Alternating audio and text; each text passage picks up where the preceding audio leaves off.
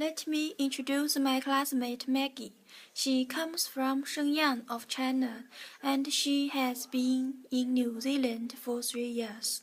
She is married, and she has 2 daughters, one 3 years old and one 8 years old.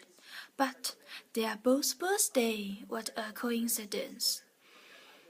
Her daughter, whose age is 8 years old, likes to read English novels. She always shares with her, so she wants to improve her English. Then she can have the same feeling with her daughter. She loves children.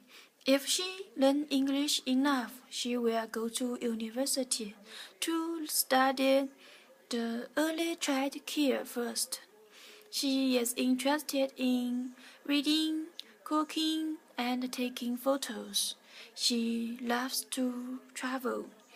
Under the travel, she always likes to talk with the strangers and learn their cultures. Because she is quite shy and she is not good at communicate with the others. That's all.